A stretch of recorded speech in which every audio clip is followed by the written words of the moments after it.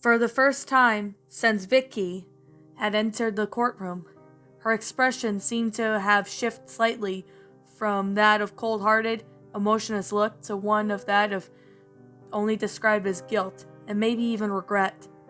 With someone like Vicky, it was hard to tell whether she was or not was being serious given her long history of deception.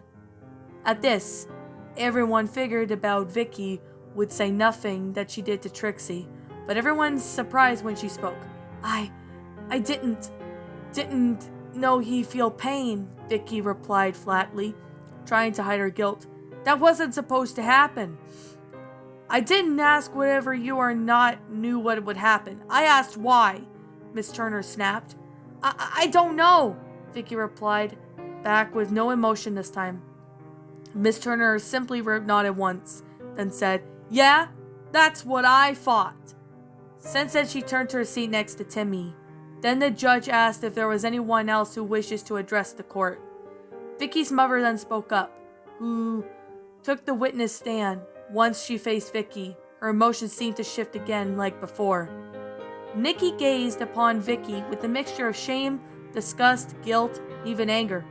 I never thought this day would come when something like this would occur. When me and my husband and my youngest daughter would stand in front of the courtroom to watch my eldest daughter being convicted of horrible crimes. Yet there's something I need to confess to, Nikki began, her tone shifting of that of complete guilt and shame.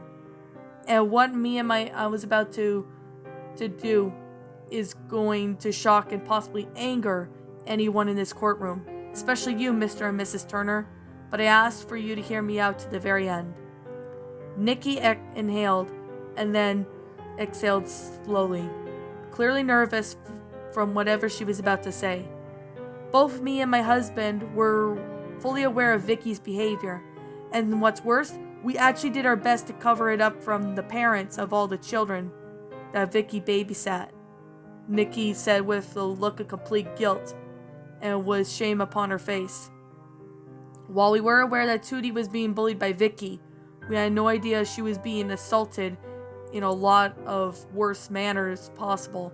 Not until the evidence was found and shown to the court. It's true, Vicky's father confirmed in a shameful voice.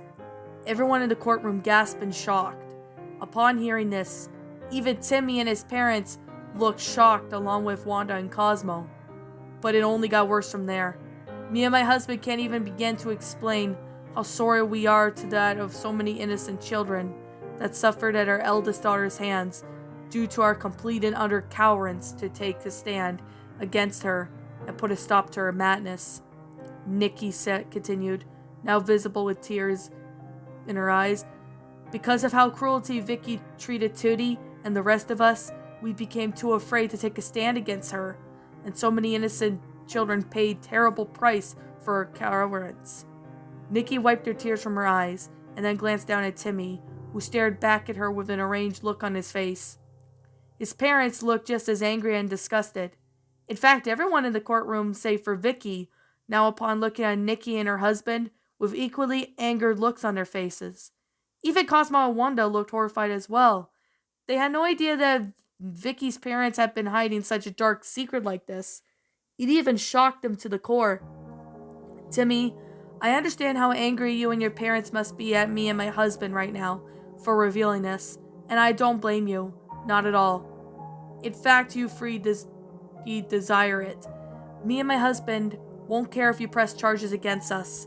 It won't be anything less than what we deserve for being cowards that we were all these years. Nikki sniffled, wiping more tears away from her eyes. You suffered such a terrible fate at my daughter's hands the other week, and I can't begin to tell you how sorry I am. If anyone's to blame here for all of the suffering Vicky caused you, so many the other children, it's me and my husband. Instead of trying to take a stand against our daughter and putting a stop to her behavior, we covered it all up instead. Believe me when I say we wanted to put a stop to Vicky's evil actions. But when we tried to, she threatened to hurt our youngest daughter over us. Vicky also made it clear by sending a teenage gang by the name of Brat over to our house to trash our place. Their members claimed to have connections with the criminal underworld and warned us that we wouldn't be afraid to silence me and my family if I ratted Vicky out to the cops. Because of this, me and my husband gave in to the abuse and stayed silent to protect ourselves. And we knew that Brat would possibly be trying to scare us into submission. We didn't care though. We allowed our cowards to take control of our rational thinking and let Vicky get away with everything she did. Nikki was now at the verge of a breakdown, and from the amount of shame she felt for not taking a stand against her own daughter, but Timmy just continued to glare at her with hate in his eyes. He couldn't believe what he was hearing. Timmy had already suspected that in the past, Vicky's parents had been somewhat aware of all of the evil things Vicky had been doing, but he had no idea that they had in fact known all along about it. We went as far as covering it all up. Timmy now felt more disgusted and angry towards Nikki and her husband than ever did towards his own parents. Sure, Timmy wasn't fond of all the neglect his parents shown towards him, but what Nikki and her husband did was far worse. Unlike Timmy's parents, Vicky's parents had been fully aware of their own daughter had been doing, and even gone so far as covering it up, simply just so they were too coward to take a stand against her. Timmy now realized that Nikki was right. If anyone was to blame for what happened to him and all those other children Vicky had tortured and bullied over the years, it was Nikki and her husband. And now I speak directly to you, Vicky, Nikki continued, turning to face her daughter with tear-stained eyes. I don't know what happened to you or why you did the things you did, but if there's one thing I want to know, it's the same thing everyone's been asking since you entered this room. Just why, Vicky? What possessed you to become a monster you are now? I understand that you had a rough childhood and you weren't treated very well by the other big kids, but you weren't all like that, but now you are back then. Maybe that's the reason why you became you are now? I don't know. Me and your father did everything we possibly could to raise you the best of our abilities, to maybe one day like your sister, but we were wrong. You're nothing like Tootie, and you never will be.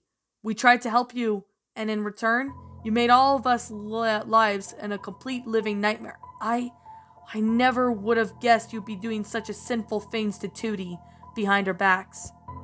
Nikki's expression then turned to anger and disgust. I want to say I love you since you were my child, but I can't do that. Not after the hell you put me through and your father, your sister, and so many other innocent children over the years. Your cruelty has shown absolutely no bounds. It's impacted so many lives in horrible ways. Look what's happened to Timmy as a result of your cruelty. He almost took his own life because of what you did to him at the hospital. I don't honestly even know how you sleep at night doing the evil things you do. Nikki continued coldly, glaring daggers at Vicky with pure hatred. All the life because of what you did, but if there's one thing I know, it's this. I'm renouncing you as a member of my family, of all the horrors you've committed against me and my family, all those people who fell victim to your evil actions. Consider yourself disowned, Vicky. I know that sounds harsh, but I don't want you in our lives anymore. You're just not cruel and heartless, but you're also a danger to me, your father, and Tootie. For too long, me and your father had covered up your crimes, lied to other people so that you wouldn't face justice, and refused to take any sort of action against you. Well, for all this time and the first time in my life, my eyes have opened. What you did to Timmy proves that I was a complete and utter fool to bail you out over the years. If I had taken action earlier, all this might have been avoided.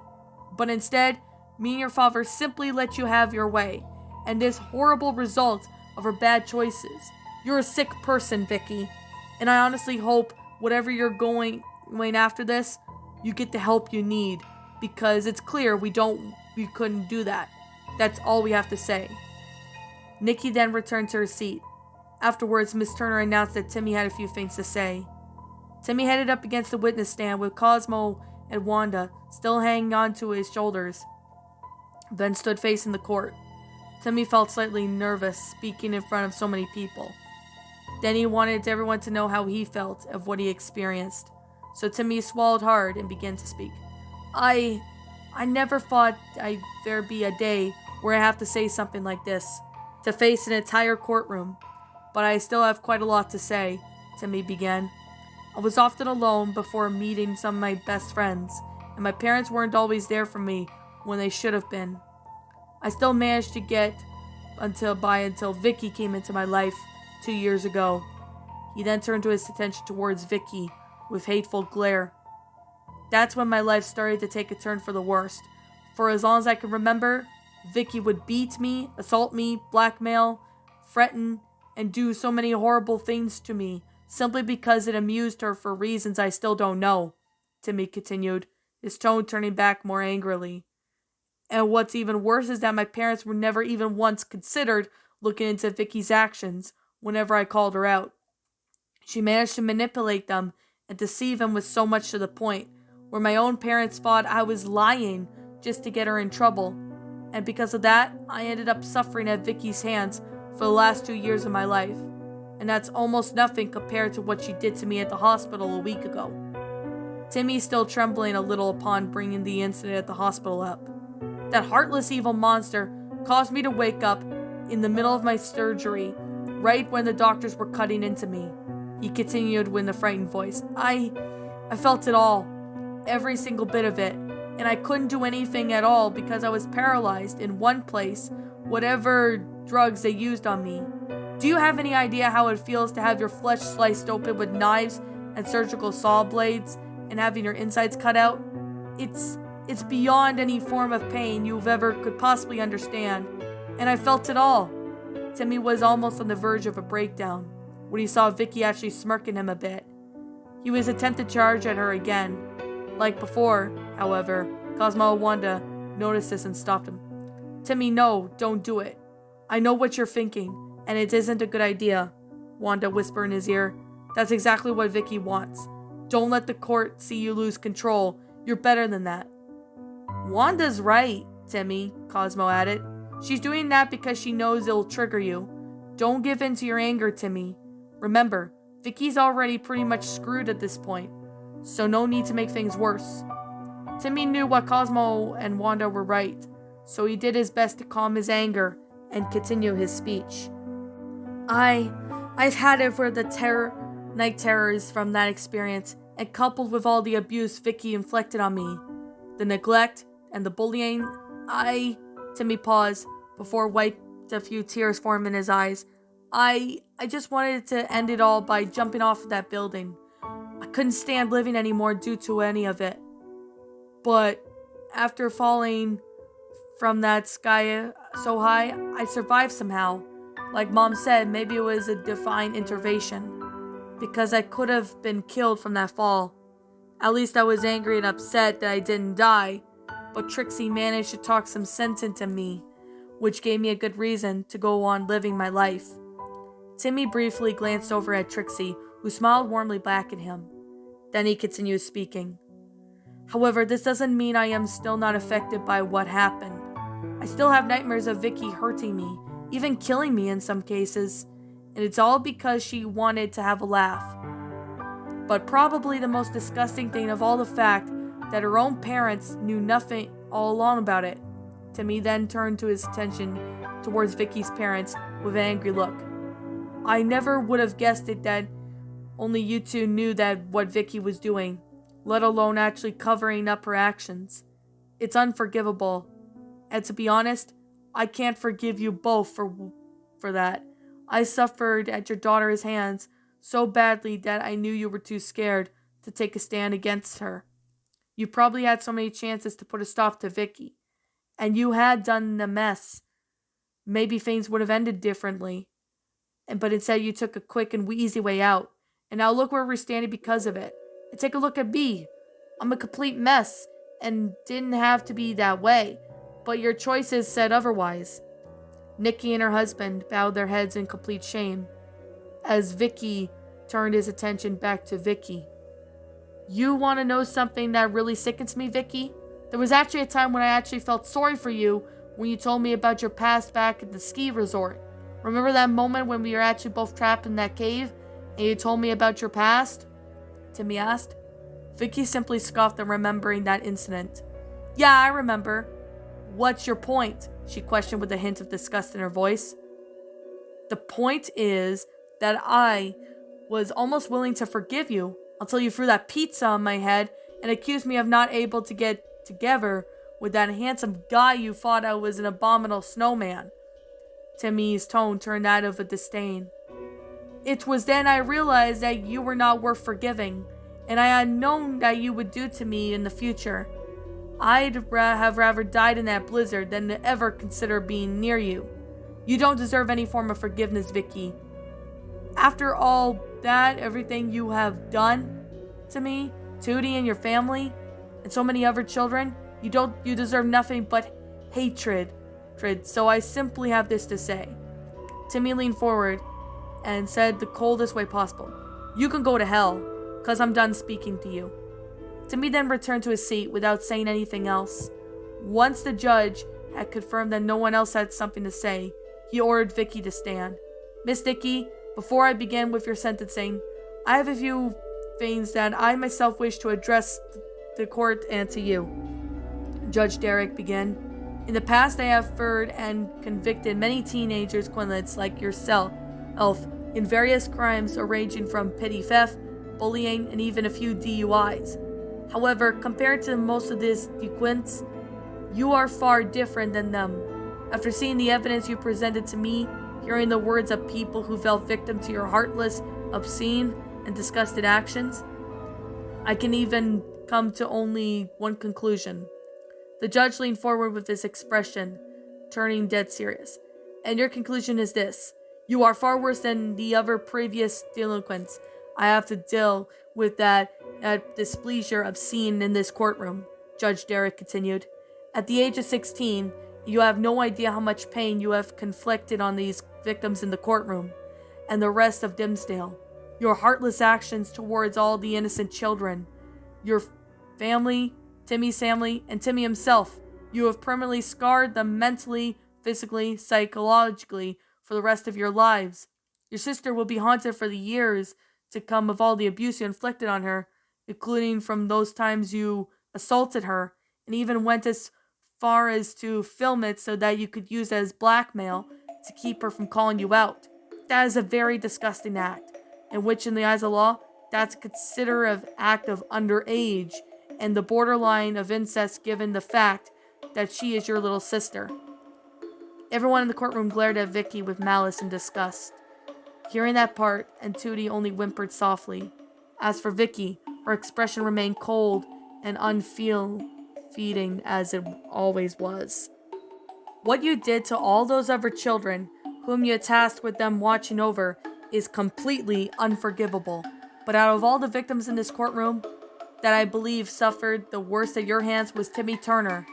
Judge Derek glanced briefly at Timmy, then continued.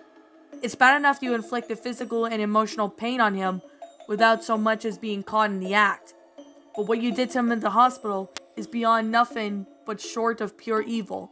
Because of your acts of sabotage, Timmy may ended up waking up in the middle of surgery, completely paralyzed and unable to even much as scream for help, as the surgeons operated on him.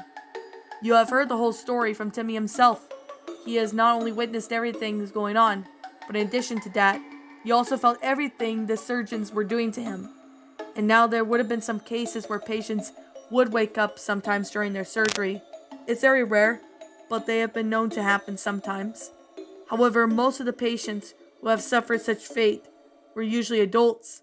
To any adult, something like that would certainly traumatize them for years to come. But to a child, however, you have no idea just how bad of an effect something like this could even have mentally and psychologically scar them. I cannot begin to grasp the gravity of what something is so nightmarish like that would do to a child. However, I do have a very good idea. Timmy is living proof of that. As a result of the act of pure evil, an act that you've committed on that day of the hospital, Miss Vicky, you damaged Timmy's mental and psychological stability so badly that he tried taking his own life. You do understand that, right? Your actions caused Timmy to develop PTSD severely and drove him to the point of trying to take his own life. And even though he survived, Timmy will still have to live with that horrible memory for the rest of his life. He'll end up having nightmares from that experience for years to come, and Timmy will never be able to set foot in a medical center again without the slight medical machinery and various medical sounds triggering those terrifying memories. It will take years, possibly decades, to undo through the mental trauma and psychological damage you inflict upon Timmy Turner at the day of the hospital. And there is also a possibility he may never recover from it. It was all because you wanted to satisfy your sick, disgusting ego. You are truly the most evil human beings I have ever faced in this courtroom as today, Miss Vicky.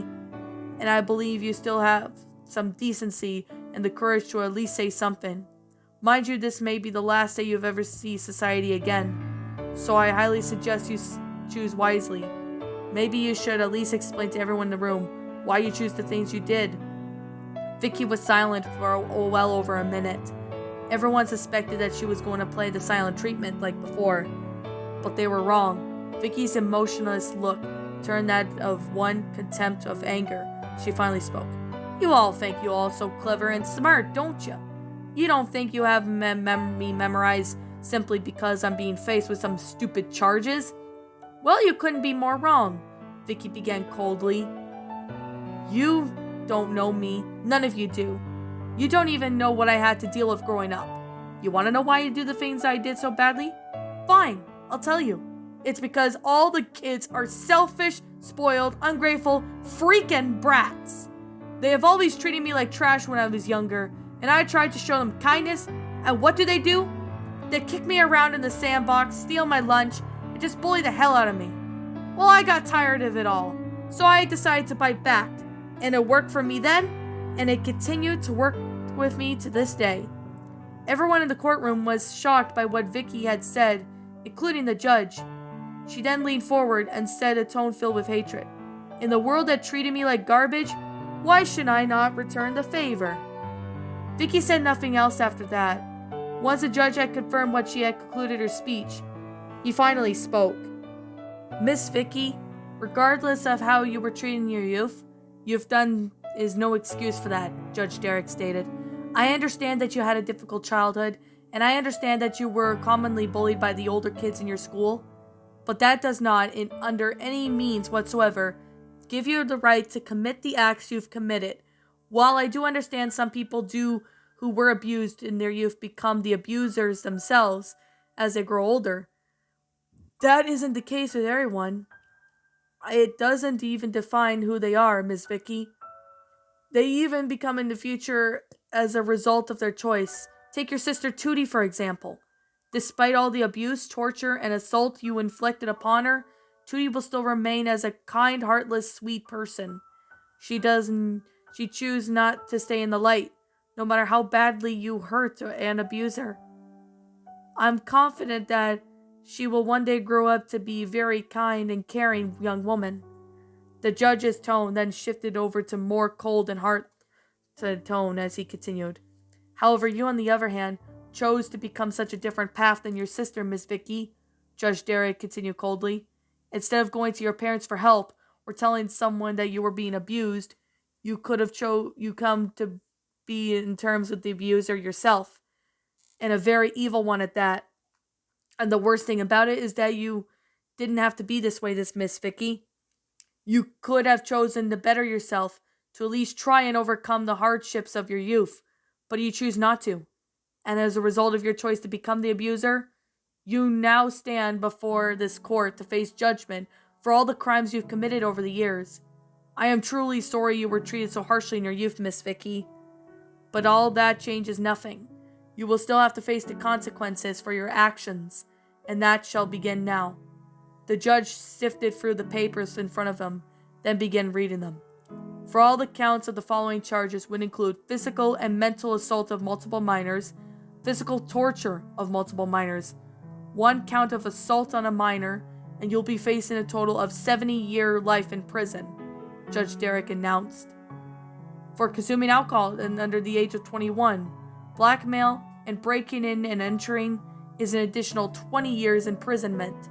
It will be added to your sentence.